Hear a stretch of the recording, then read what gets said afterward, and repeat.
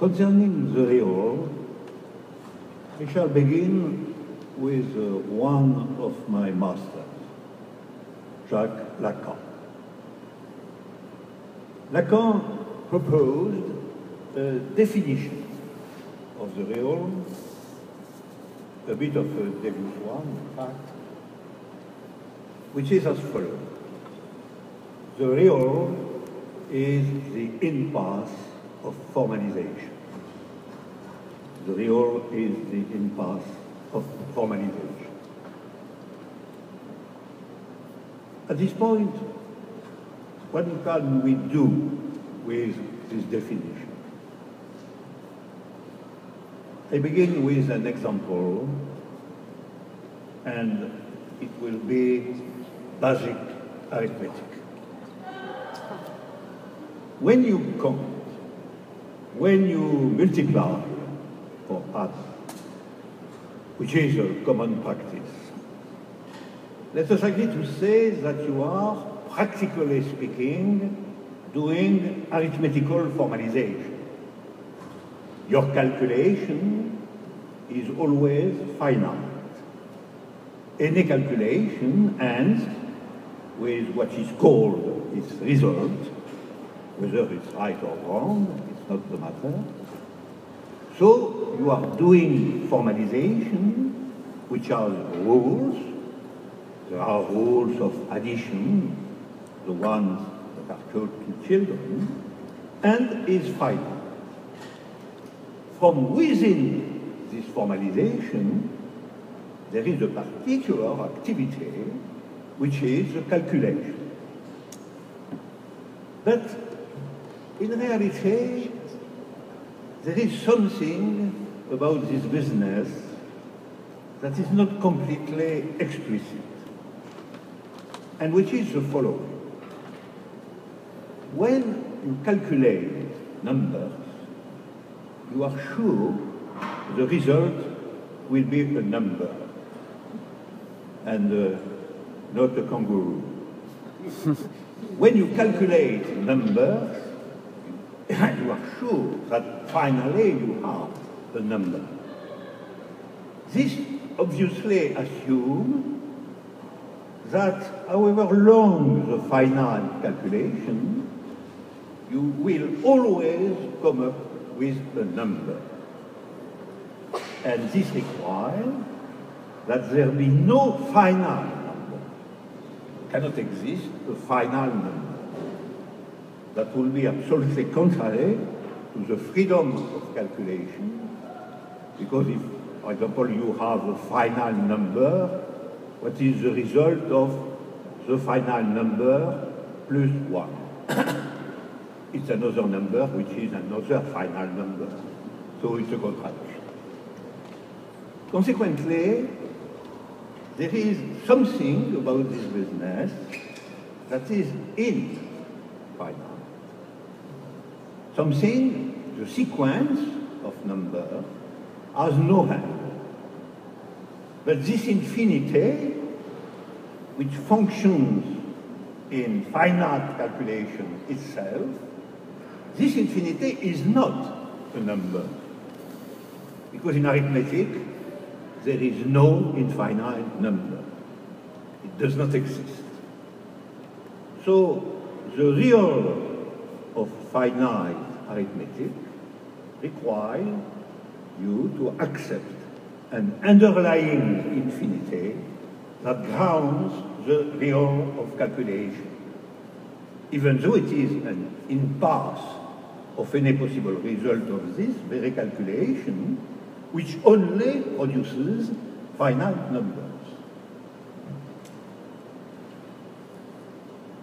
It's in this sense that the real of finite numbers of arithmetic can be said to be an underlying infinity, which is inaccessible to this formalization and is therefore really its impasse. So Lacan is perfectly right. Now, let us generalize. In the arithmetic example, and infinity is a condition of finite calculation. But every number is finite. So the infinity cannot figure as such in the formalization, because the formalization is the formalization for finite numbers, the formalization in which the calculation operates. Consequently, we will say that the real in the form of infinity is the point of impossibility of formalization.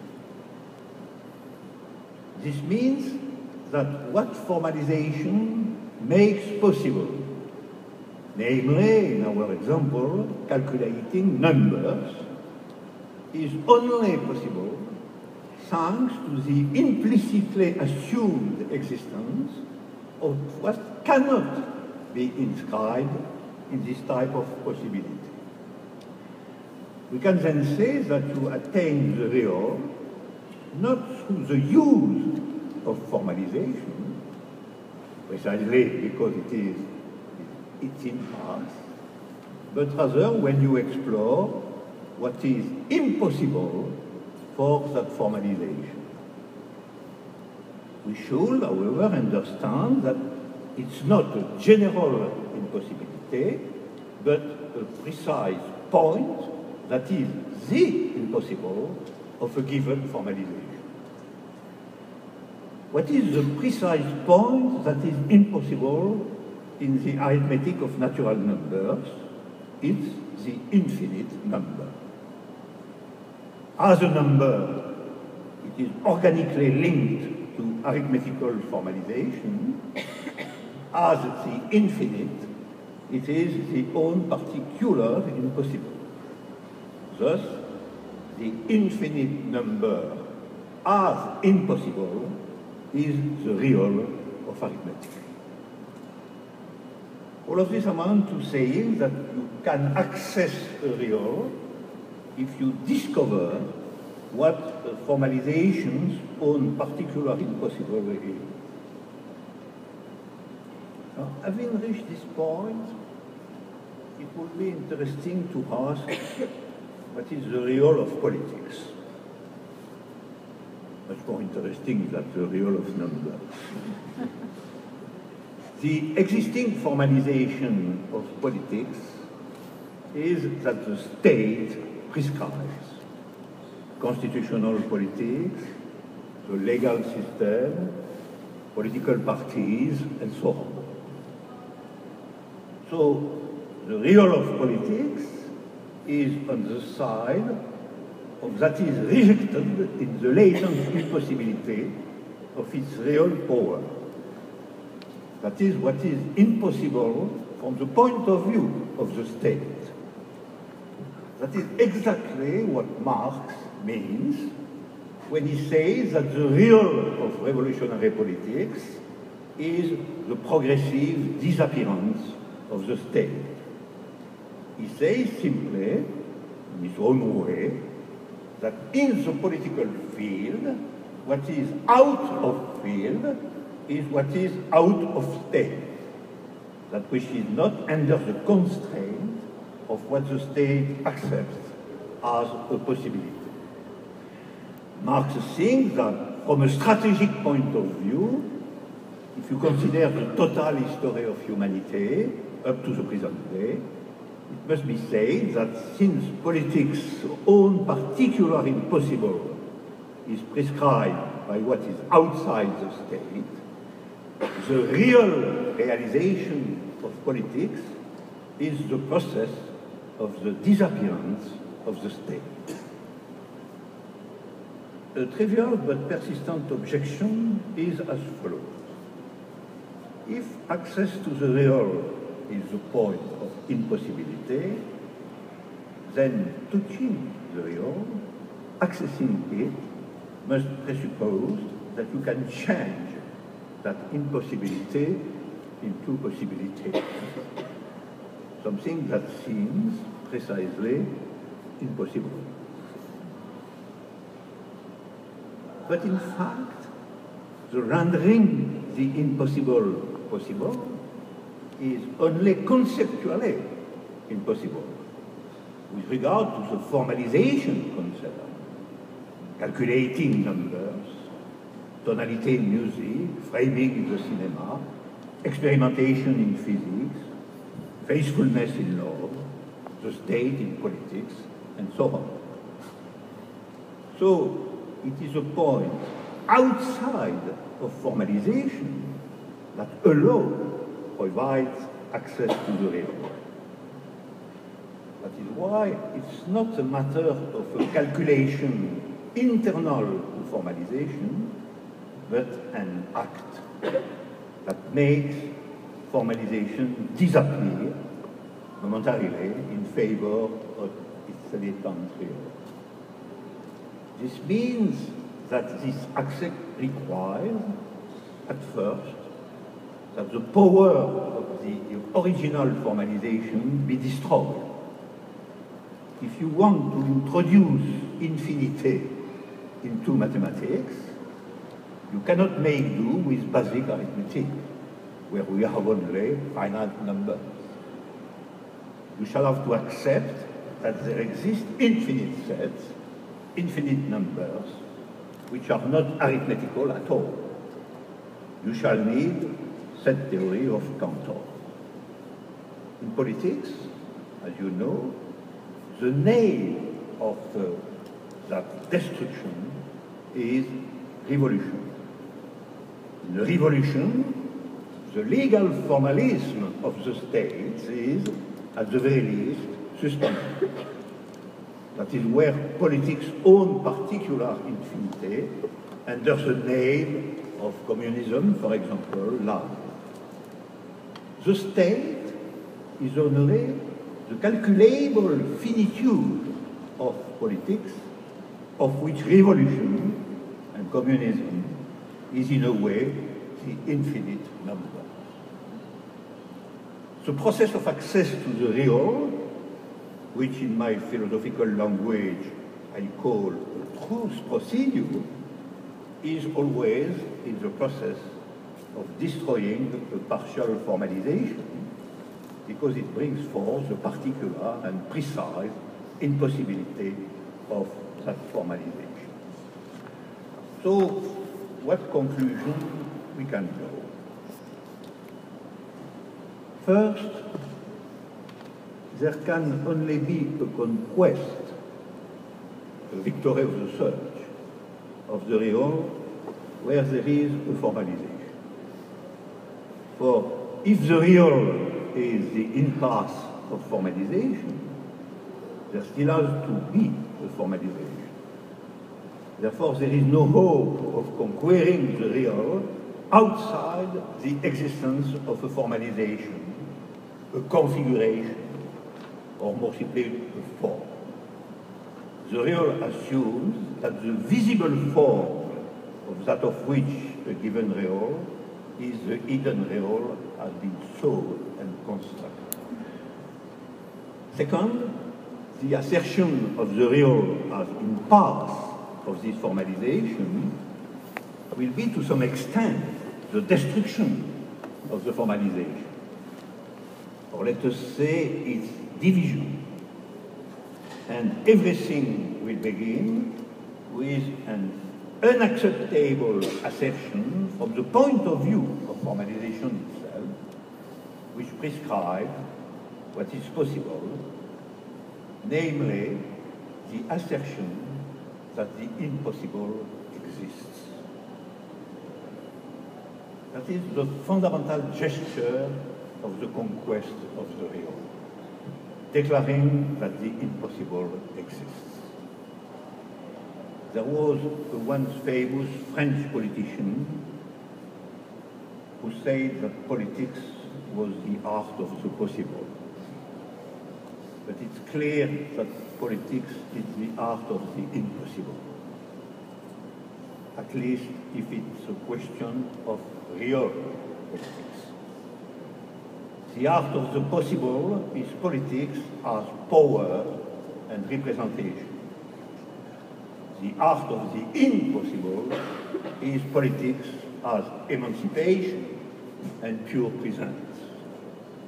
So, if you want politics as politics of the real, the existence of the impossible has to be asserted. And this assertion can have a negative impact on the formalization of which is its own particular impossible. Let us try and apply all this to the contemporary situation of the human world.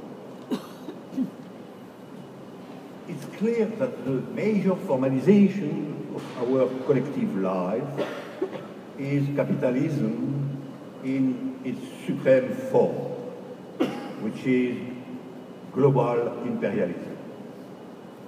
And its own particular point of impossibility is equality. Why? Because capitalism is totally hostile to the eradication of private property, on which it is based, and because the accumulation on private property necessarily generates enormous inequality. Furthermore, inequality is constantly claimed by capitalism to be the natural necessity. And capitalism considers equality to be a utopia leading to crime. For capitalism, equality is humanly impossible. This has been clear for a long time, possibly since the French Revolution. Capitalism's own particular point of impossibility is equality. The actual assertion of this point of impossibility, the assertion that this point must be the source of any new political thought, is what my friend Jacques Rancière calls the axiom of equality. At the point of impossibility, equality can only be the result if it is declared as a principle. But this principle, in the practical realm, is necessarily paid for by a destructive split in the dominant capitalism. So the access to the real of capitalism does not consist in analyzing capitalism, making a science of it, something that is very useful, but which the bourgeois economists do quite well. The access of the real of capitalism consists in affirming equality. It consists in deciding, in declaring that equality is possible and making it exist as much as possible through action, organization, the conquest of new sites, propaganda, the construction in diverse circumstances of new thought, and insurrection and war, if need be. The constitutive principle of the capitalist formalization of the world is that any individual has the unrestricted right to accumulate wealth. The essence of communism consists in affirming the existence of the possibility, considered impossible from capitalist point of view, of putting an end to the constitutive inequality that property renders inevitable. In this sense, communism is the name of the only existing process of actual updating of the real of capitalism. So the question of the real of politics is finally clear. Clear, but to do that, another problem. From now, I want to go from the abstract and political formalization to the rich lessons concerning the real of poetry. The poem on which I shall base my comments is by Pasolini, great Italian filmmaker. I refer to him this way because he is known chiefly as a filmmaker today, but also one of the great Italian poets of the last century. The title of the poem is The Ashes of Gramsci. The poem The Ashes of Gramsci dates from 1954.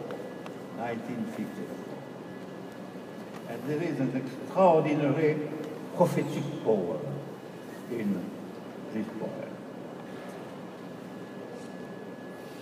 On closer inspection, we can see that there are only two things in human activity that are prophetic: poetry and mathematics. Mathematics, because it formally inscribes, or even proves, the existence of relationships and objects which, before mathematical formalism, we could not have imagined could exist.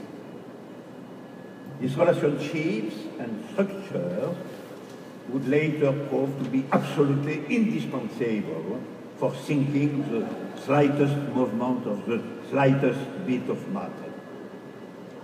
So it's really prophetic. And poetry, because every great poem is the linguistic locus of a radical confrontation with the real. The poem forces a real point of impossibility of saying out of language. You will note, moreover, that mathematics and poetry name the two poles of language. Mathematics on the side of the most transparent formalism, and poetry, on the contrary, on the side of the most profound and often the most opaque power. Let us return to Pasolini's poem, The Ashes of Gramsci. Gramsci was one of the founders and leaders of the Italian Communist Party. He spent a good deal of his life in fascist prisons. He is a tutelary figure of European communism, a highly original Marxist thinker. Consequently, the title, The Ashes of Gramsci, already announces the goal of the poem to explain why, of the real of which Gramsci was the agent or the witness, only the ashes remain. The poem is set in a cemetery. If you are thinking the real as division and death of an earlier figure of political formalization, the cemetery is a good place to get a clear idea of it. It was clear in Shakespeare, the great scene of cemetery in Hamlet. People have been meditating on the real from cemeteries for a very long time. The poetic meditation of Pasolini is situated before the tomb of Gramsci. This meditation explains poetically that the death and the tomb of Gramsci is the real of a closed sequence of history. The tomb is a symbol for an historical exile. Gramsci lived so that the real of history might be accomplished. He lived as a communist militant and leader in the sense that he thought the time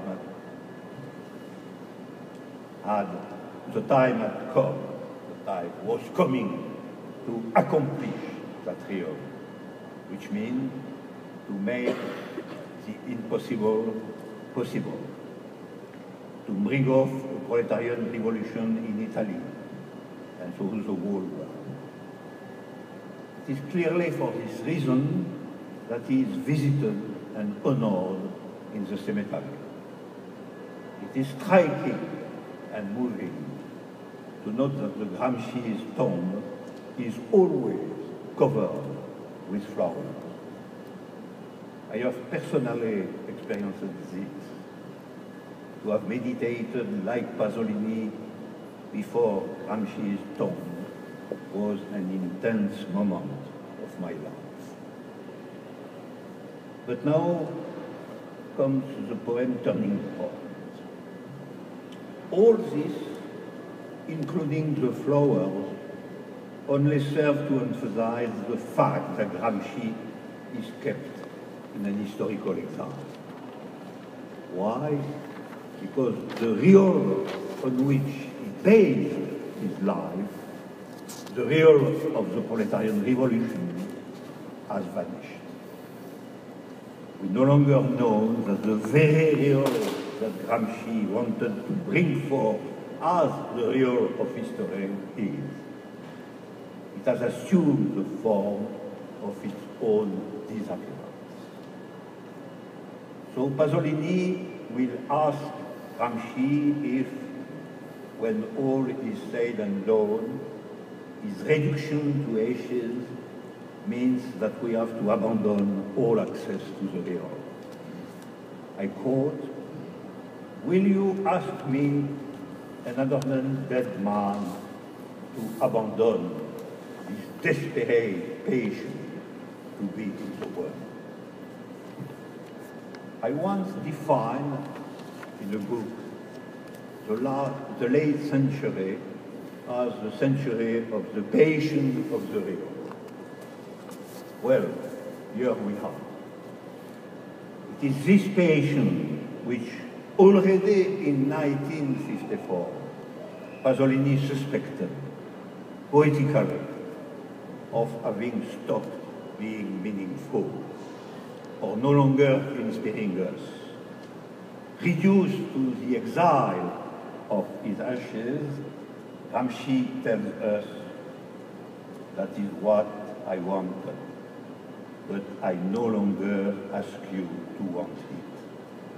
I ask you to abandon this desperate passion to be politically active in the world." As a result, the poem will be organized as a description of the contemporary world. It's a world in which fiction and semblance have become so strong that everyone can live and ultimately wants to live as if they were separated from anything that might be a real effect. So that in this sort of world, our world, if by chance the real should divide or suppress a part of semblance, people immediately experience a feeling of total subjective distance. The world Pasolini describes for us is a world devoid of any ambition to bring forth the real of history. It's a world in which the search for the real, my title, of which Gramsci is a symbol, is nothing else than some ashes in a cemetery. The world of the communist Gramsci has become a world of entertainment. The thesis that the ashes of Gramsci formalizes in the poem is that in triumphant capitalist society, entertainment is king. A little like for Debord, there is a supremacy of spectacle. There is nothing but entertainment. Pasolini will call this subjective disposition replacing life with survival. Survival as a precise definition. You have effectively abandoned the desperate patient to be in the world. And all you can do is continue the negative work of entertainment. But let us hear the voice of the poem in Norman McAfee's translation. There's always a network of images in which is made the description of a life that abandons the big force, the real of history, which condemns Gramsci to the exile of his ashes, and which in so doing can only be correct. It's really an honor for me that this lady, a very admirable novelist, has accepted to read in this evening the poem.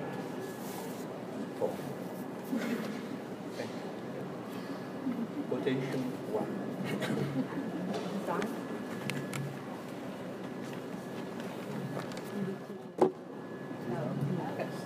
Is it on? Can you hear me? Great.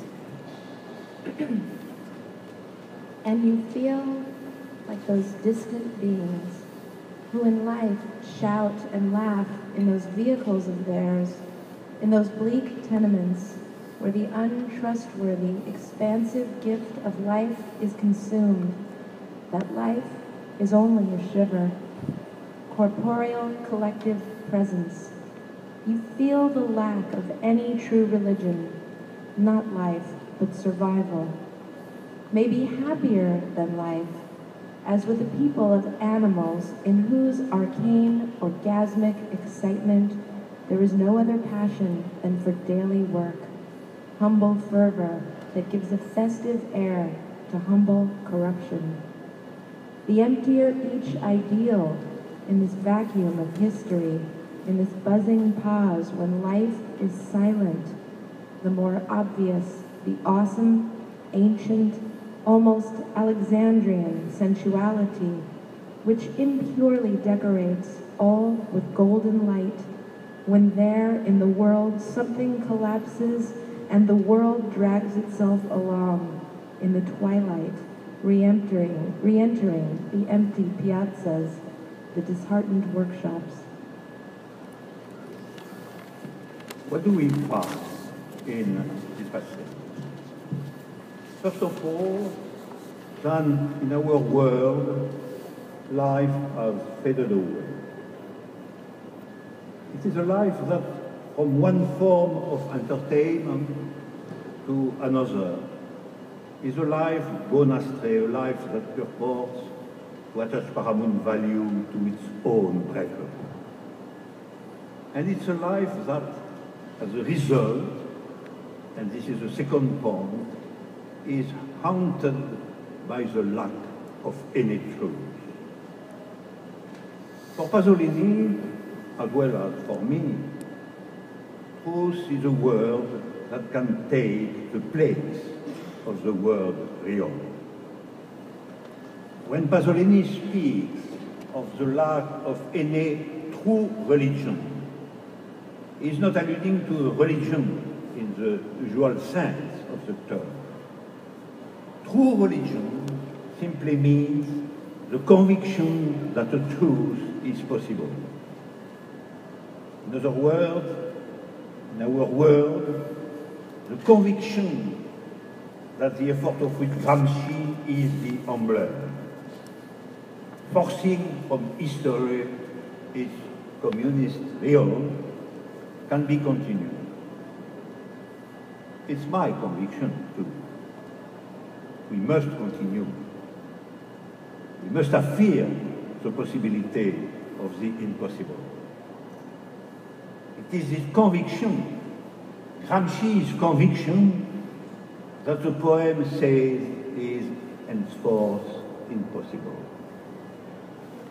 In the third place, there is the idea that in our world, everything is reduced to the word money pair. Our world's own particular mode of life disappearance is the absolute rule of the word money pair. Daily work, humble fervor on the one hand, and on the other, humble corruption. Humble corruption is a superb expression, because it tells us that there is, of course, grandiose corruption, spectacular corruption, the fashionable banditry of our master, the ubiquitous corruption whose spectacle we are occasionally offered in the form of scandal. But that is not the most important thing. What matters, what rules the world of subjects, is the general consent to things being this way. And that, the fact that ultimately everyone more or less thinks that the only thing that matters is having the money to buy what they want. And that is the foundation of the world as it is. That, yes, is humble corruption. What Pasolini indirectly teaches us is that the essential thing is that very subjectivity is bought off by whatever is offered him or her for sale. It's a system of humble corruption, which is also that of entertainment, of survival, of life separated from any real. The fourth and final great idea of the poem lies in the assertion that while the world has collapsed, we are in a period of historical disorientation. This is very important because it's a question we have many reasons to ask ourselves. What moment we do live in? What is our historical sound? What Pasolini in 1954 suggested is that maybe our world is an in-between one. An initial history is no longer able to assert its real. Gramsci is reduced to his ashes. Gramsci himself silently tells us, don't continue what I wanted to do. So then, maybe another history will begin. Maybe something else will come about. Maybe we are in another figure of the impasse of formalization, and another stage will occur. The way that the modern history of infinite sets came after Greek arithmetic. The Western world of democracy, of the middle class, of the easy, contented life, of survival through entertainment, the wished-for absence of any real, that world may only be a flat moment of historicity, the moment between something that is past and something that is going to born. And this is ultimately the reason why that world drags itself along in the twilight, re-entering the empty piazza. The harsh but accurate description. Dragging ourselves along to enter empty marketplaces is indeed what we all do. Because we all, to one degree or another, live in humble corruption. Indeed, in our in-between world, all you can do is wander around until you find a little vacant spot where you can settle your humble corruption. You can see what Pasolini's idea is. If there is no longer any true religion, then what does it mean to live? What does it mean to settle into life?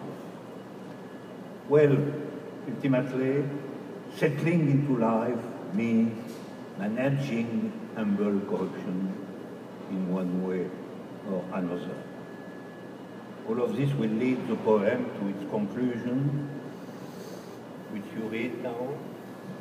Quotation 2. It is a dim come, life, and those lost in it serenely lose it if their hearts are filled with it. Here they are, the wretched enjoying the evening, and potent in them, the defenseless, through them, the myth is reborn. But I, with conscious heart, of one who can live only in history, will I ever again be able to act with a pure passion when I know our history is over? Our history is over. At this conclusion of the poem, Pasolini decides in his own way in favor of an end of history. Not at all because this history has fulfilled people's wishes, but on the contrary, because the impossibility to fulfill them in the realm of the real has imposed everywhere the fundamental subjectivity that the world demands of us, and which is very largely obtained.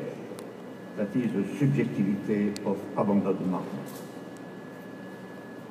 We must absolutely abandon something in order to be able to remain as good citizens before the glittering of the world market.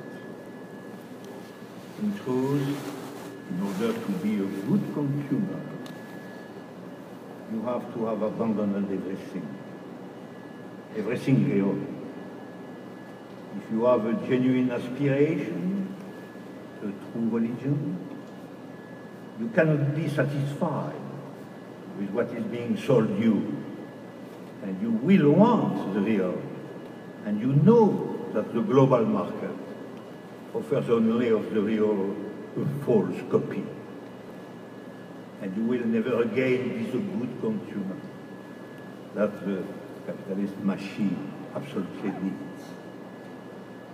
Pasolini then wonders if he personally will still be able to do something, to act with pure patience. Here is the patience of the real again, since he had internalized the negative conviction that our history is over. In short, the patience of the real was the last century's patience. And it is the death of that patience that Pasolini is talking to us about. In 1954, and in the middle of the last century, a poet was already telling us that what was most intense, momentous, and fundamental about the history of that century was over. In the first half of the last century, millions of people have shared the idea that history was going to give birth to its favor. And they were prepared to pay the price, even if it was exorbitant for that birth. History, thanks to the labor the conviction went through, was going to give birth to a new world, which would be the real of the old world, exactly the way the infinite number is the real of ordinary arithmetic. Millions of people saw that consenting to terrible violence, something that seemed frightening and outrageous, was quite simply worth it. If it was a matter of assisting the birth of a new world, that would be nothing short of the real fulfillment of the whole of history, that we are not going to quibble about violence and how many victims there will be. For it was questioned on nothing less as a finally completely positive answer to the only question that mattered: can the impossible exist? The hand of history, in Pasolini's sense, is the hand of Sarko. It is the hand of history as one of the possible names of the real. And of course, in the hand of historical heroism. The trivial enjoyment of the middle class entertained and subject absolutely require that nothing heroic ever happened again. There is probably an important lesson to be learned from Pasolini's poetic melancholy. It has become important to separate history from politics. Since Marx, we have had the idea that if we revealed the real of history, we will really have a new political world. Marx asserted the existence of a science of history, historical materialism, but he never asserted the existence of a science of politics. In a sense, historical materialism was the knowledge of the political real. And finally, politics was subjected to history. It is this issue whose ashes were grasping with the dialogue between Pasolini and Gramsci. Maybe we should say that in politics today, the real will only be discovered if we abandon the historicist fiction, the fiction that history is working for us. If history is not working for us, if there is no organic relationship between the real of history and the fulfillment or development of a communist politics, then there is effectively the need for a limited abandonment. But this abandonment is no way extends to political action in general. We can and we must give a positive answer to Pasolini's question. He says to us, if history, in the sense of Gramsci and of the last century, is over, can I still act, I quote, with pure patience? Our answer will be yes. We can act with patience, even if the historicist fiction is over. Even if we know that it's not true that the general structure of history and the real of history are working by themselves toward emancipation. Obviously, this requires achieving a very difficult separation between historical hope and political perseverance. Political perseverance must be able to be based on the lack of historical hope. If we succeed, we will have done justice to Gramsci. We will have really heard what he had to tell us in the form that Pasolini gave it, which is substantially abandon the historicist fiction. But we won't need to share Pasolini's bitter nostalgia. Pasolini, in fact, is not at all sure of being able to accept abandoning history. He wonders, can I still act poetically if this grand dream of history working towards the emancipation of humanity also turns out to be far remote for an alien? I'd like to conclude by saying that the key to the access to the real, when all is said and done, is the power of an affirmative dialectics, which is a subjective one, with only one maxim: trust the possibility of the impossible without any certainty of an historical victory. It's precisely this dialectic that Pasolini describes in another poem, entitled precisely victor. We shall see that he says what I just said in different ways, but with a sort of melancholy that we must overcome. In this superlative poem, Pasolini once again speaks about someone who is trying to hold on to the passion of the real under conditions of abandonment, the conditions of what Pasolini calls the end of history. This man, actually Pasolini himself, is the orphan of history, but he nevertheless tries to hold on to the passion of the real.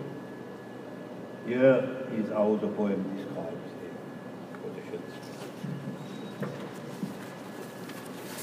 But a hero by now divided, he lacks by now a voice that touches the heart.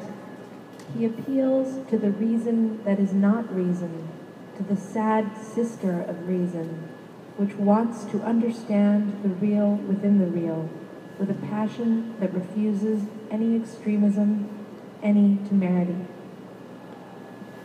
I think that is what we need.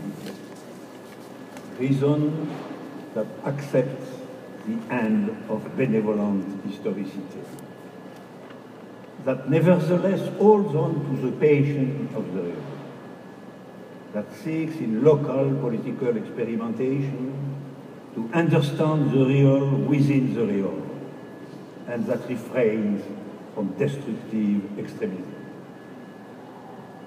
I don't think, and this is the only point on which I disagree with Pasolini, that this affirmative system of the negative dialectic is sad in itself. In Pasolini, the sister of reason, which is really affirmative reason, is the sad sister. Because for Pasolini, abandoning the grace of a benevolent history is a terrible sin. But today, we must be convinced on one thing, and it's really my conclusion.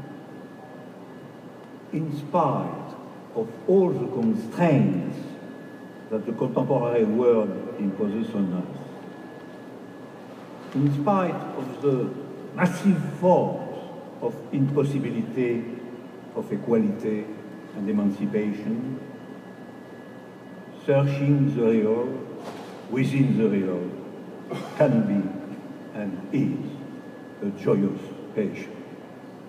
Thank you.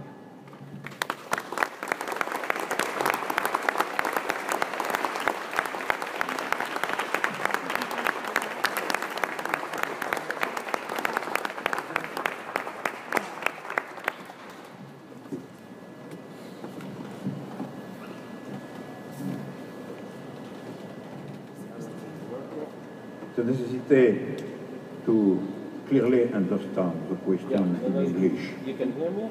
Because the English is delicate. Si vous voulez, je peux parler français si vous voulez. Can real exist without history? Et c'est coexister, quel réel?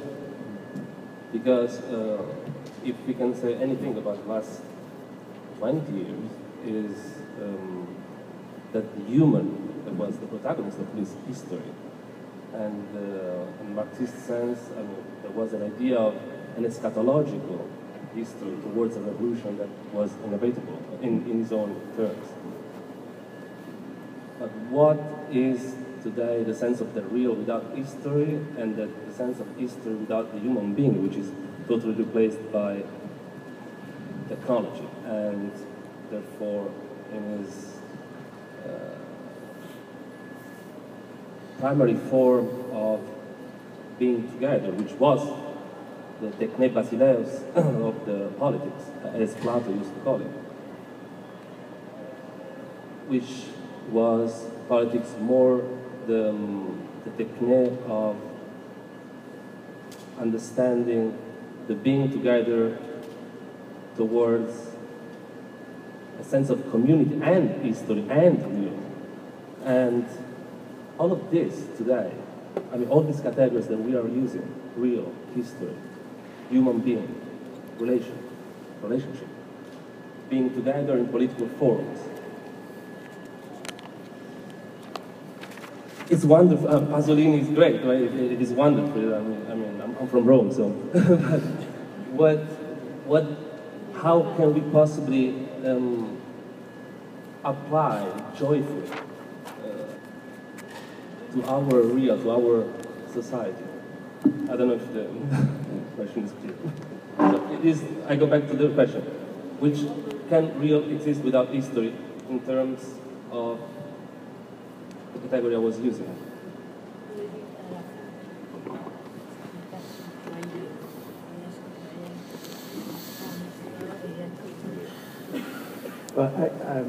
Naturally, I don't say that politics can exist without history.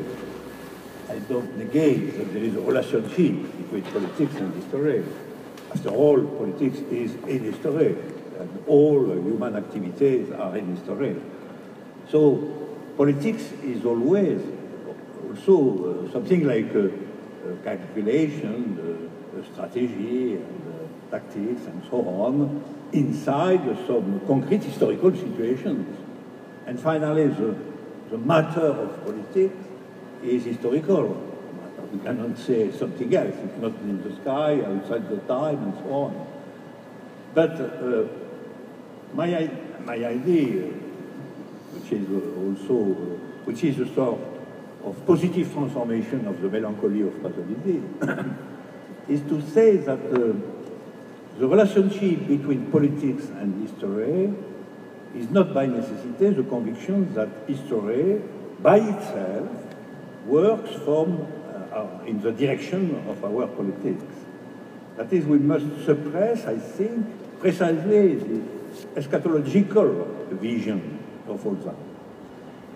It has been a long history, because in Marx and just after Marx, there has been the idea that it was a choice, finally, not a necessity. Socialism or barbarism.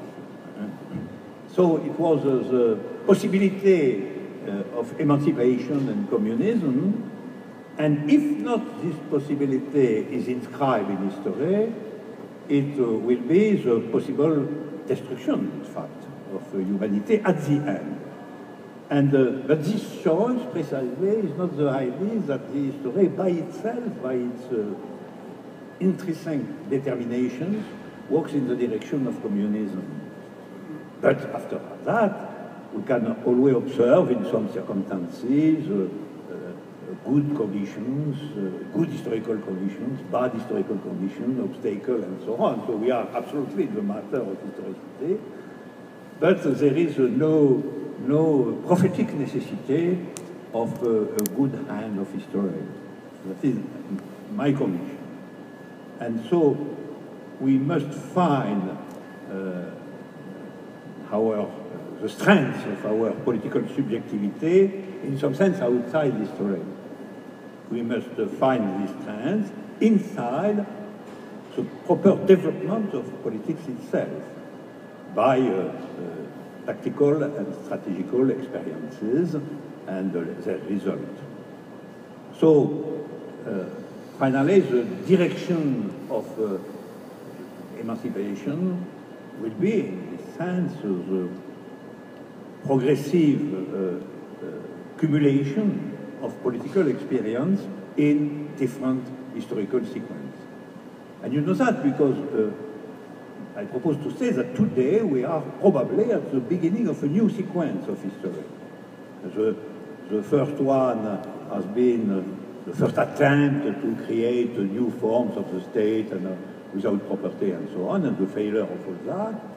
After that, we have a sequence of reactive nature, a sequence finally of the triumph of globalized capitalism in liberal form, and we are inside this sequence, but there is symptoms that maybe we are near the end of this sequence.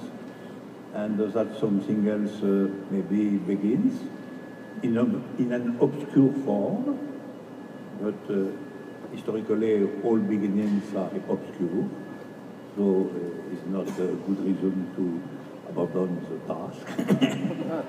And that is my general vision.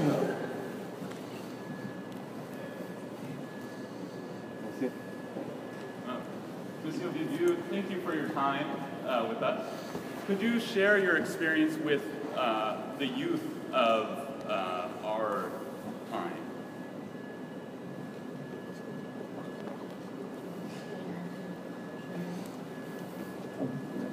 Naturally, all form of new experiences today are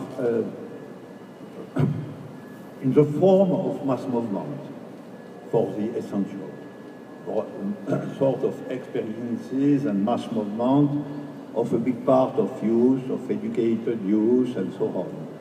And very often, a new sequence of politics begins like that, by some new forms of movements, and in some parts of society, not by bringing a sort of tempest of whole society.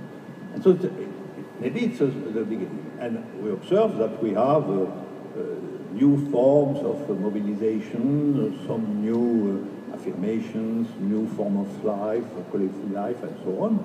So my experience of all that is maybe it's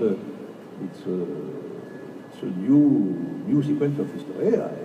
I've written a book at this point, the title of which is the new beginning of history.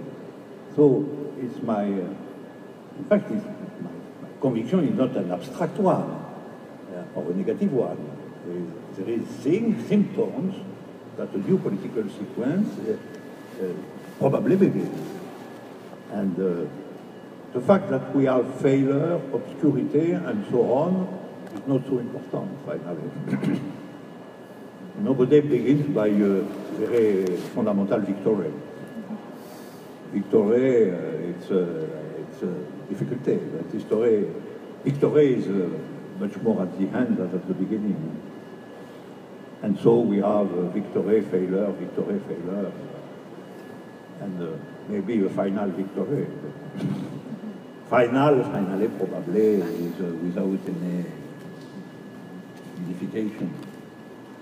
I think that is the real of history of human being is probably always its proper infinity. And so experimentation are also at the scale of the infinite, not at the scale of only one sequence.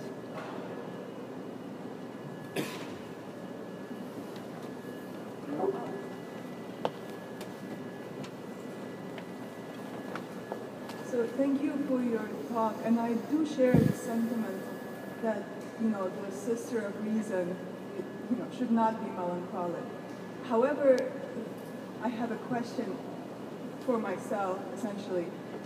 This affirmation that you're proposing, right, affirmative dialectic, the affirmation, is it based on anything or is it based on nothing, right? So in other words, to bring the impossibility into the realm of possible, we have to, renounce melancholia, right? But is our renunciation, does it have any support at all, or must it be nothing that supports it? Yeah.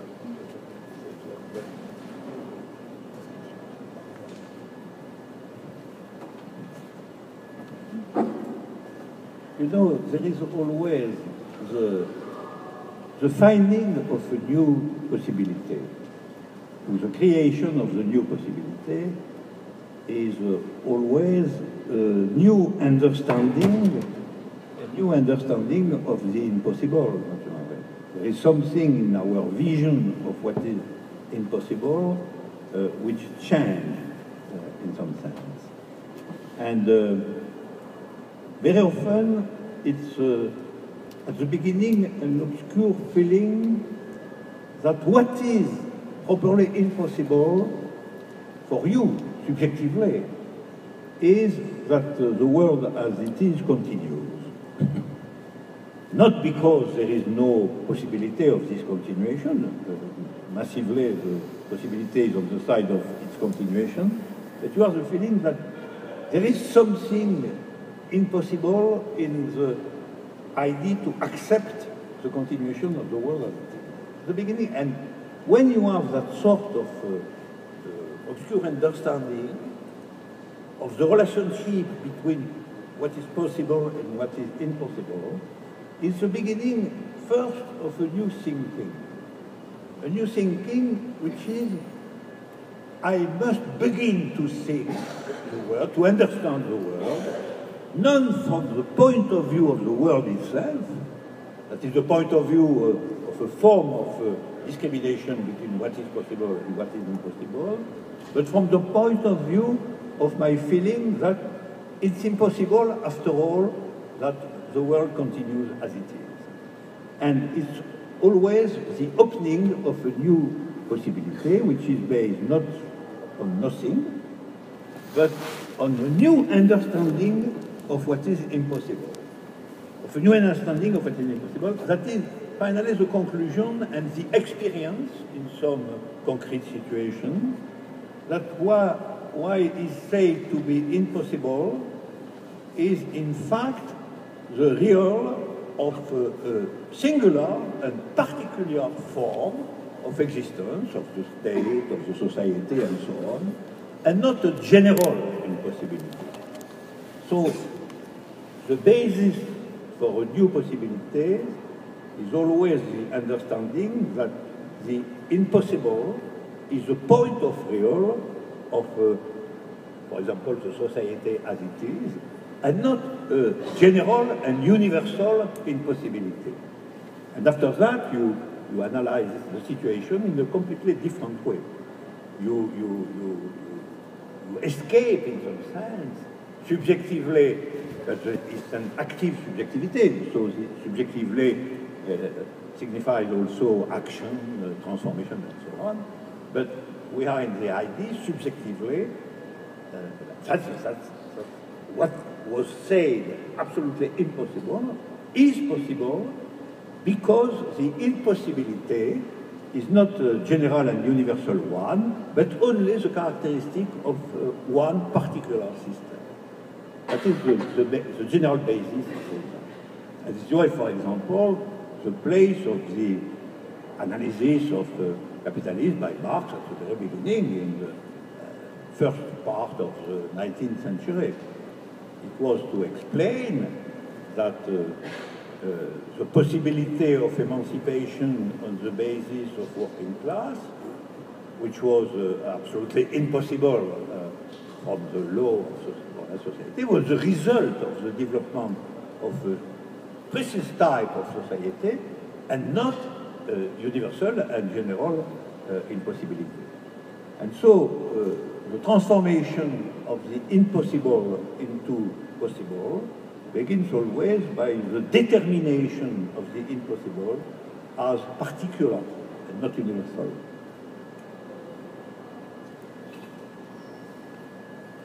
Okay, I'm gonna ask one last question. Well,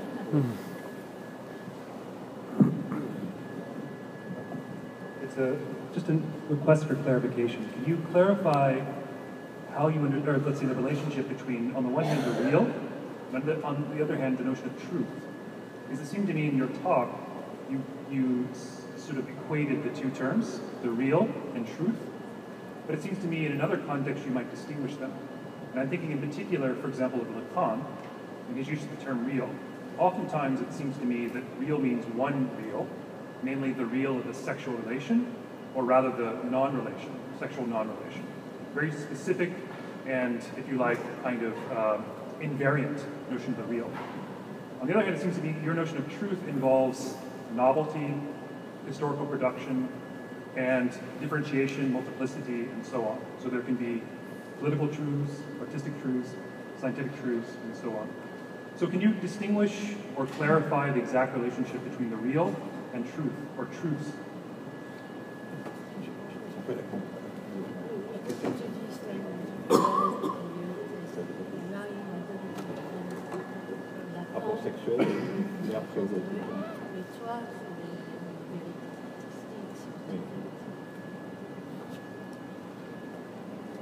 So the question is that the revelation of real is the point of departure of the truth. So when I say, in some sense, real and truth are the same thing, it's an approximative sentence, okay? But real is the point of real, that is the point of impossible. Generally, my name is an event, or designated the partition of the real, is the point of departure of the construction of a truth. And so, subjectively, it's the same register, it's the same dimension. For example, what I was saying, the discovery that the impossibility of equality is not, in fact, logical impossibility, but the possibility of the capitalist world as such only, can be revealed at the scale of history by an event which demonstrates by itself this point. And after that, we have the truth, which is the development of the consequences of the primitivity of the event. So there is a close connection between event and truth, and by the way, between the real and the truth. And when we have the negative definition of the real, as in Lacan, concerning the real is the lack of sexual relationship, my first movement is to disagree. Because, in fact, I think that there exists something which seems really be a sexual relationship. It's my experience.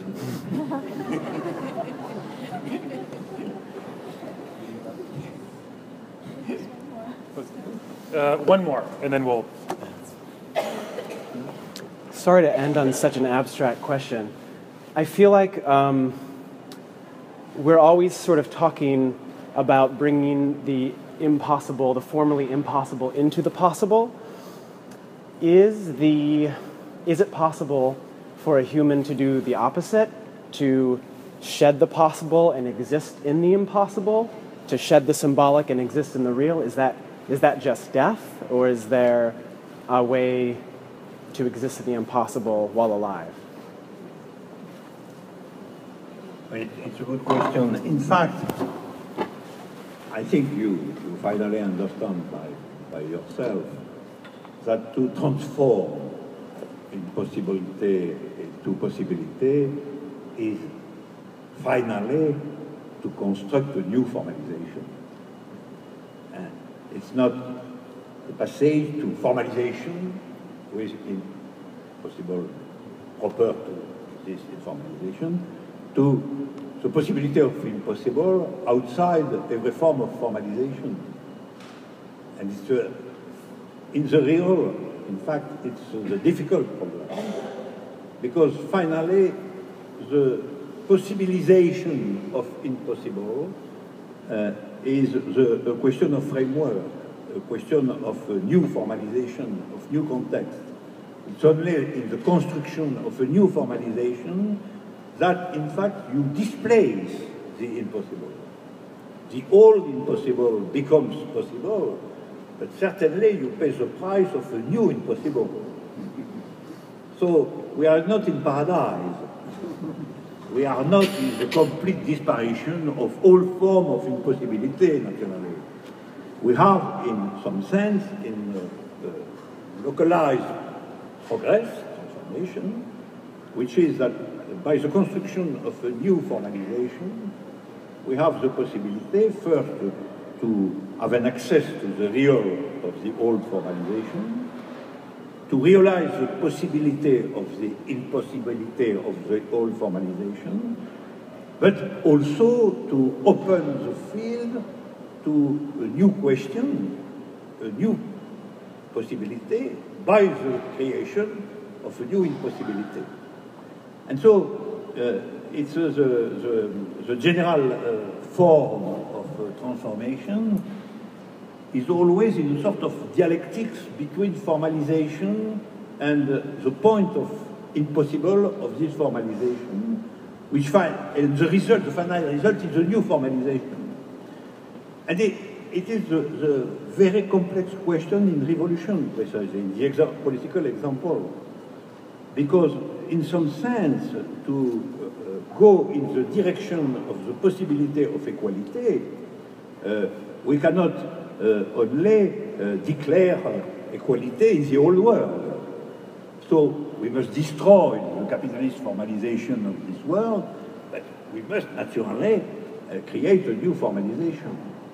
And new formalization, there is many discussion concerning the form of the new formalization, socialist state, anarchy,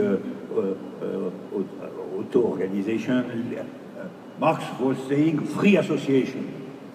Free association, but free association, what is free association?